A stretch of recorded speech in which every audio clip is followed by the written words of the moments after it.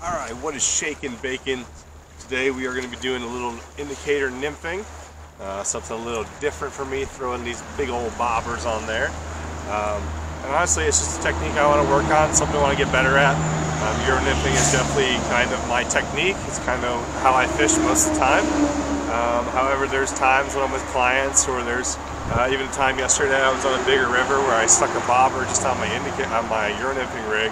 It paid off dividends, just being able to reach a little farther across the river, which especially when I'm guiding is huge, because sometimes, and most of the time, you're limited by mobility. And Euro nymphing is a very aggressive approach to fishing and to fly fishing, and not everyone's going to be able to do that. So kind of being able to learn how to indicator nymph, I think is going to really kind of translate more into helping my guiding. I think it's also going to help in just my everyday fishing, kind of suspension techniques, being able to reach all the way across when I can't walk across there because the water's all into my chest. So, by the way, I'm already off to a great start. I let my line slide all the way through. So we're going to re-rig. We'll be back with y'all in a few and hopefully catching some fish. Alright, so we're restrung, we're rigged up. So right now I got about an arm's length. You can kind of see to my first fly, probably about 5 feet. I'm about a foot up from my first fly. I have two number 4 split shot. My first fly is like a small zebra midge variation with a little red hot spot on the back. And then I have a quill nymph, which the tying tutorial is coming out today. A few days before you're seeing this, so that's on the channel. I'll probably leave a card to that. That's another reason why I want to try this method. Kind of early in these mornings, these fish are kind of keying in on small midges and stuff. That is a little more difficult with Euro nymphing. I mean, you can throw like a big bomb and then a midge off the top, but I don't notice my top fly getting eaten all that much. I'm still kind of working on my rigging for fishing midges. It's certainly something new to me, kind of living and fishing in the West. Not really a super huge thing that we dealt with a lot back east. So just learning ways to fish that on the Euro rig, also maybe trying a drop shot rig on the Euro setup and see if that's going to be productive. But today we're going to try the old indicator rig, and bear with me, stick with me. We're going to make some adjustments, hopefully talk through some things, and hopefully catch a few fish.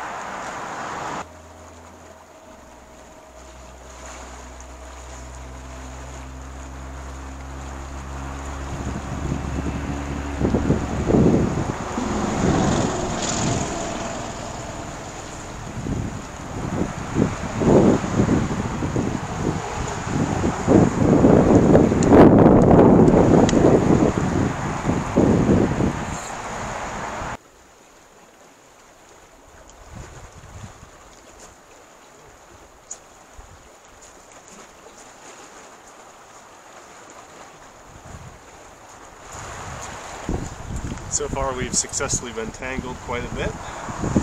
Lost our first fly with this big juicy mat. So my slip shot now hang like that. Good times.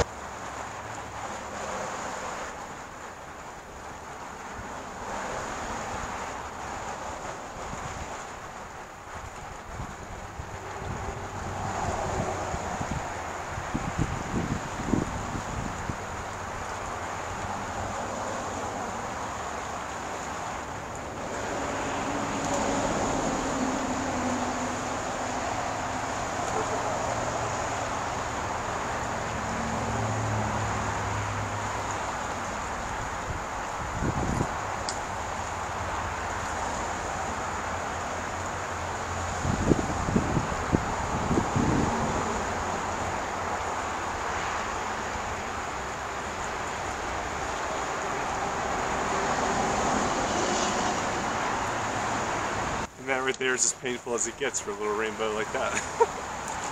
So what I finally did was, I'm getting frustrated, still a little frustrated, but tried to make this essentially as close to a Euro setup as possible with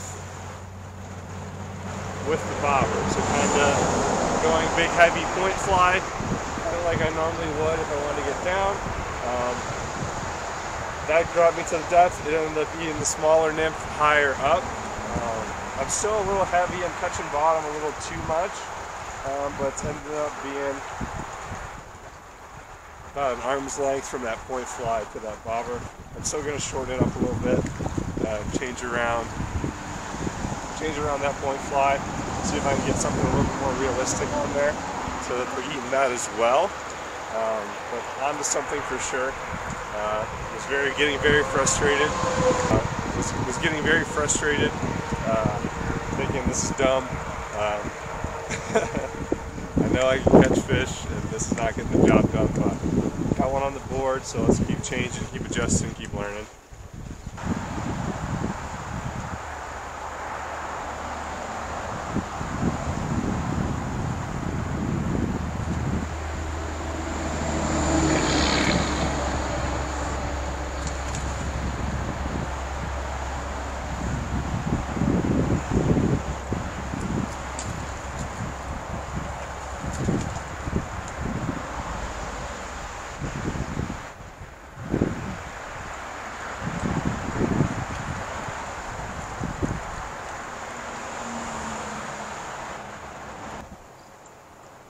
Another rainbow. I had a little weight above my bottom fly to get down a little bit more. I felt like there was fish out there, and I was right. Added a little bit of weight. Add a little bit of depth to my bobber. The cool thing about these corkies have the two sides to them.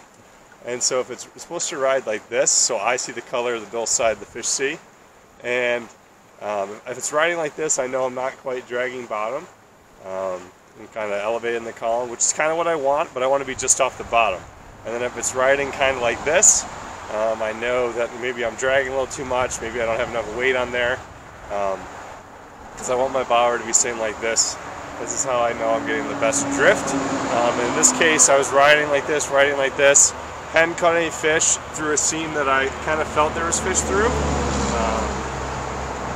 Kind of right out here, really good seam. Knew there was fish out there. Wasn't hitting any. Bobber was riding right. So I added a little depth, added a little weight, pulled that fish out of there. You know, I'm not sure if I'm doing anything right. I'm just kind of using the fish, adapting and learning kind of that way. So.